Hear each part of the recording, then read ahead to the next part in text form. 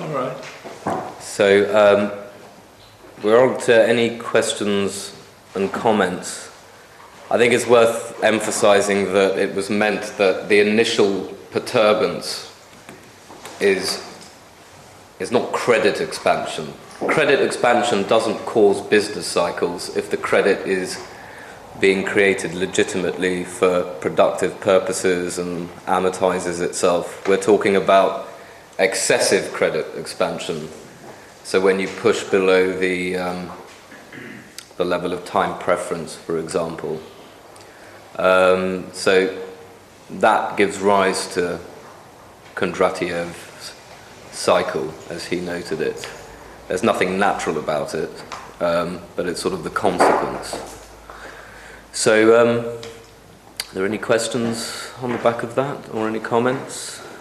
Louis? I have a question about, Professor, you asked us to think about what is the force that causes this oscillation. I like your analogy of basically the moon being the force, attraction, gravity behind the time change. I don't see, though, an equivalent force. Any what? Equivalent, something equivalent to, in my mind, I see, like John suggested, fear and greed and human nature. I like that too. To me, the visualizing the moon as the force behind the tidal waves is a very stable force. It's always there. Whereas, I mean, if the excessive credit expansion is the first push of that force, what is the force? Is it just, I guess my question is, what's the answer? I like the question because, and my idea was that 60 years had probably something to do with the life cycle. Oh yeah. Yeah. That's right. 2 generations. And anyway, I'm unsatisfied, put it this way. I don't mean it seriously, but I mean, I'm still looking for what might be the force. Well, any suggestions? Or When you say force, do you mean the thing that keeps it oscillating? Yeah, the frequency. Okay. Yeah, like the moon is the force behind the tidal ebb and flow of the sea. And it's just there.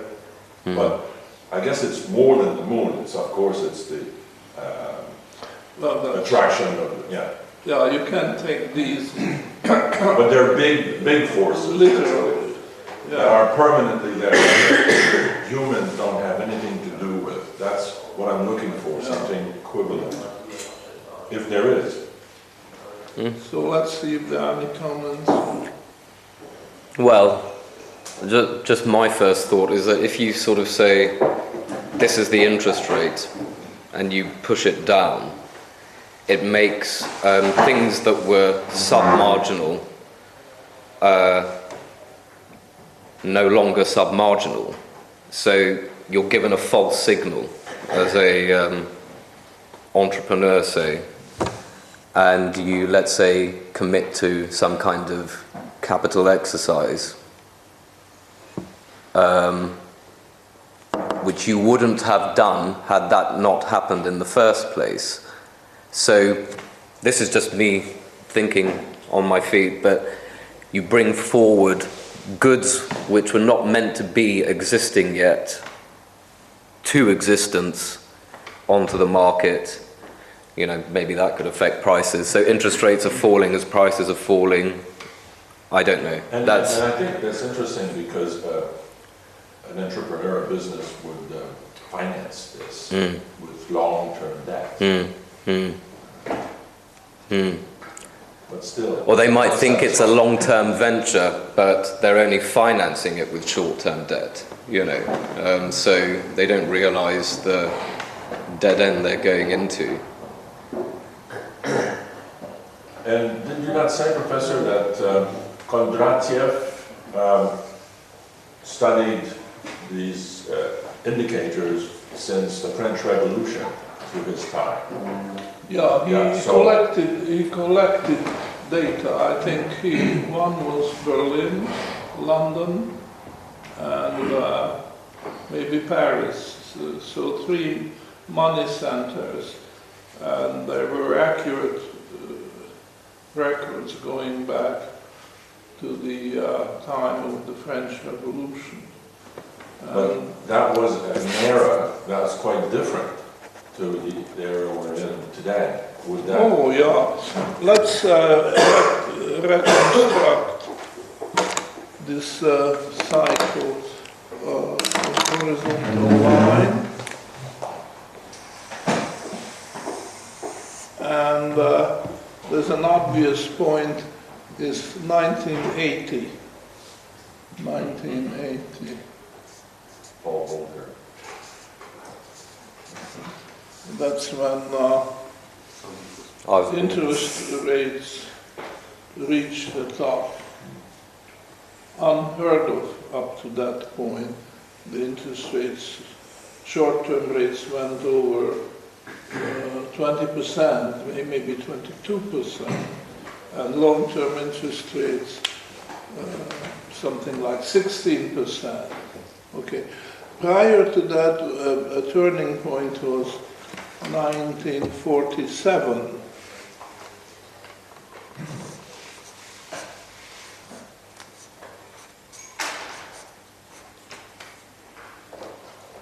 When interest rates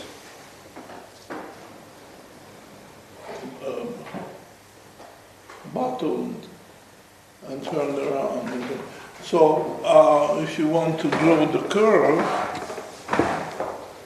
okay,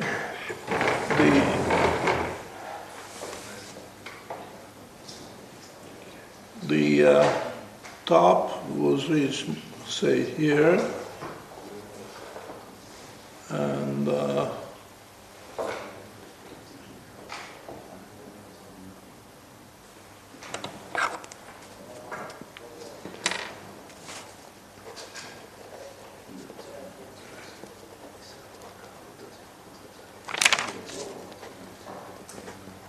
the bottom was reached there.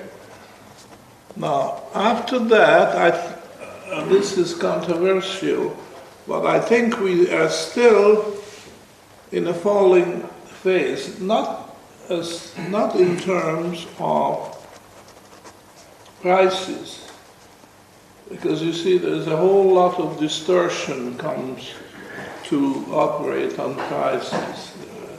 When you are no longer on the gold standard, then prices can do their own thing. But in terms of interest rates, I still think, so if this is 2011, I still think we are still before the bottom. We don't know. I wish we knew. That would give us a lot of information. Me too. But, okay. So, this doesn't mean zero interest, by the way. It means low. Okay. Now, how would you extend it to the left? To the prehistory. What was the previous? I think 1913 was also a year. Let's see, interest rates.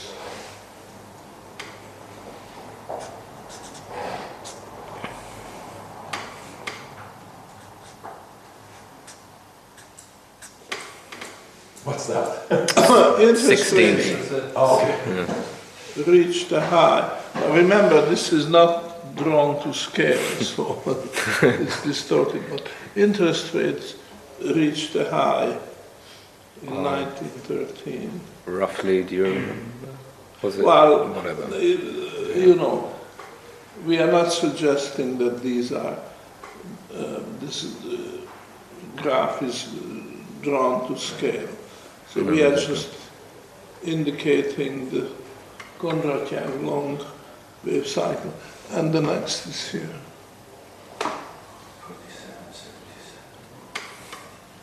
Okay.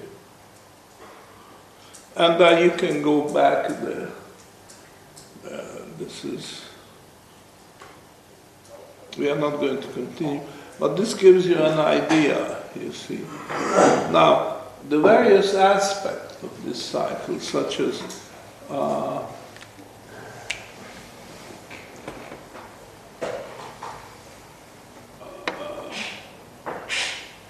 inventory accumulation, which reaches its top when the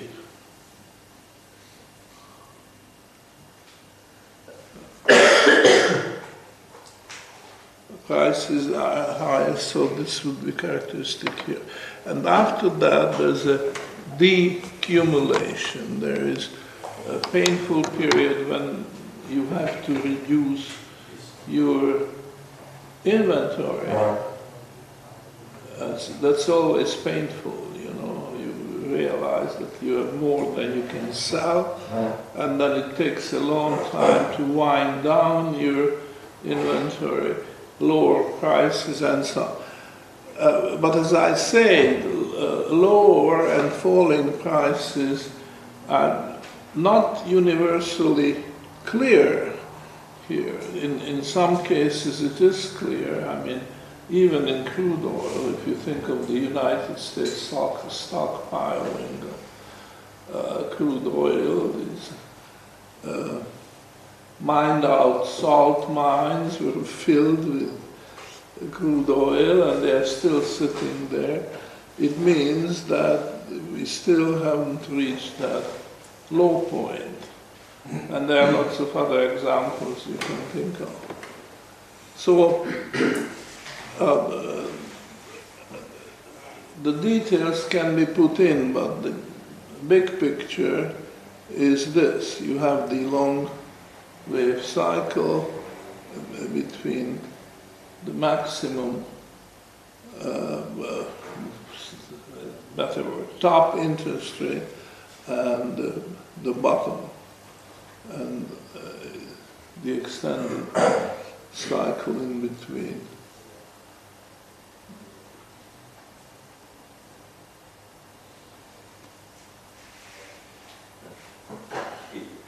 Well, any question Sure. you'd like. Is the cycle 60 or 70 years?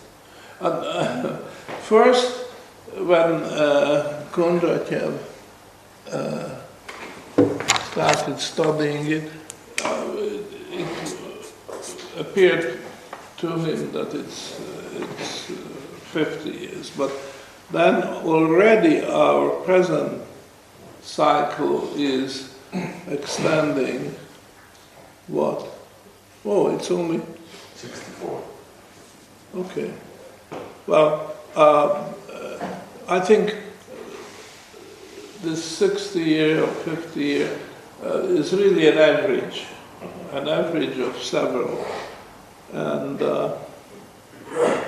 if you go back to the time of the French Revolution, then we would have a more clear picture.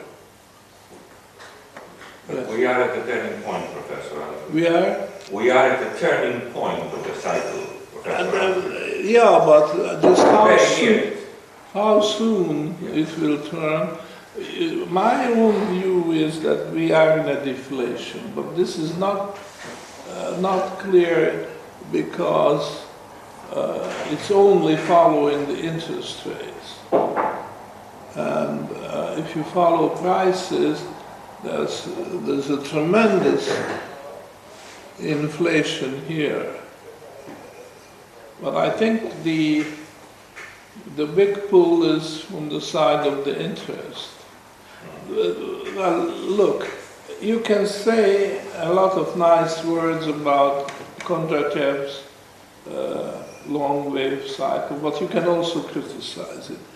It's not really science, it's arts. We just have this observation which gives us a great insight, but we shouldn't treat this scientifically. Perhaps later other factors will become clear and the picture would be more scientific. But at that stage, I think all we can say is that as a rough guiding principle, there is this cycle, the interest rate cycle and the price cycle, especially when the gold standard still operative, is coincides. It becomes quite diffuse, the picture, when the gold standard, and basically remember, we can say gold standard ended in 1971, so prior to this one. And there was a, yes, if you recall, between these two dates, there was a sharp spike. So not at all like this, but a sharp spike, you know. And then it collapsed actually more smoothly than this suggests.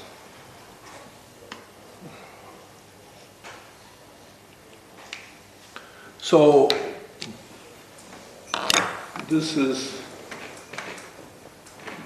a rough picture.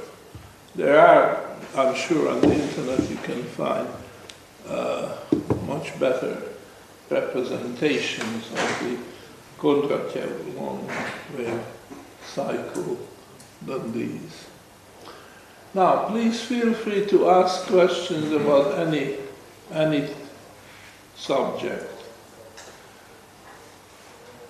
Interest rates can be for short periods or long periods. So when you point out the lead lag, you're referring to the whole curve or to long rates? No, it's or short rates, short-term rates? The whole yield curve. The whole yield curve, okay. Whole yield curve. Okay. So you're talking about upward movements in the yield curve and downward Yes. movements. Yes. What about going from positive to negative yield curve, negative slope? Is that a completely separate subject? Is that something that comes back? You mean the inverted yield curve? Yeah. Yeah. Now, at the end of the previous lecture, I hinted at this, but I think it's valid because it fits the history very well, namely that we consider three levels. We consider the short wave, medium, and the long. Now the long is Kondratyev, there's no question. The short wave is if you take the individual inversions of the yield curve as they happen, you know, and mark every one on the time axis, every one of the inversions of the yield curve. It will be irregular, but this will be short term in comparison to this. And then, in between the very frequent, the relatively frequent inversions of the yield curve between and the Kondratyev, we sandwich the so-called medium. This means the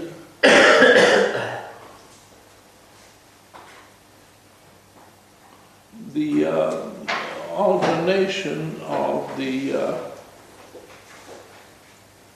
boom and the bust. So as we discussed it in the previous lecture, each inversion in the yield curve pushes the average rate of interest higher.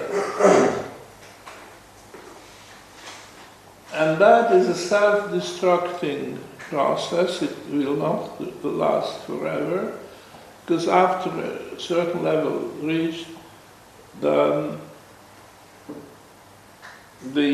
depression starts. And this will bring down the average rate of interest.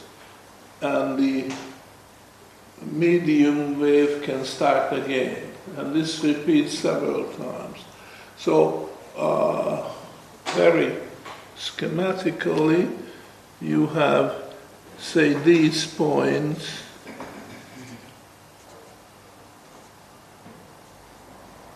The spikes, this is schematic, so don't for a moment believe that the spikes follow one another after the same time period. This is not at all the case. But just for the purpose of schematic, okay. So that's the short wave. And then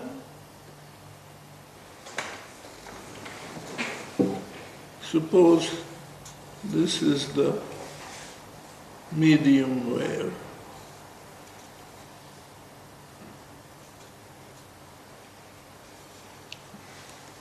And again, it's not suggested there has to be two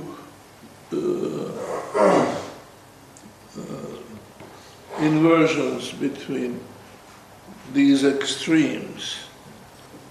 And then overriding this is the Kondratyev.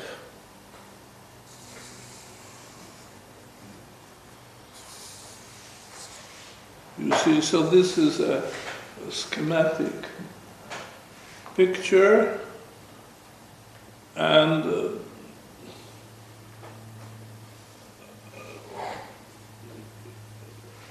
it might be a good starting point of the analysis.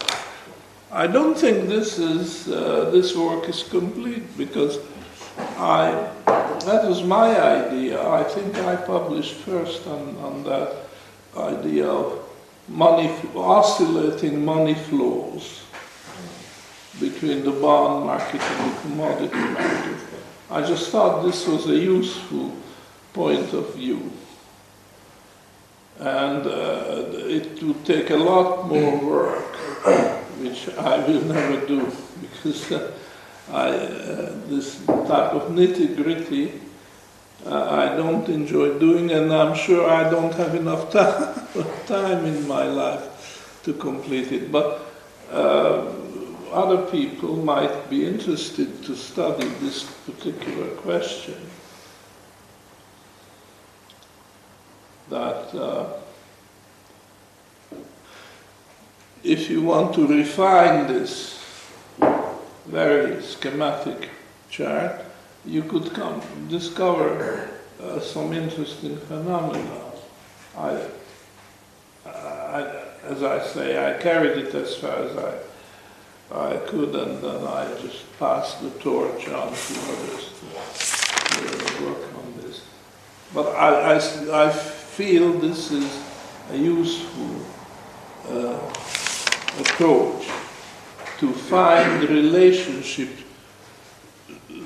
various relationships between these three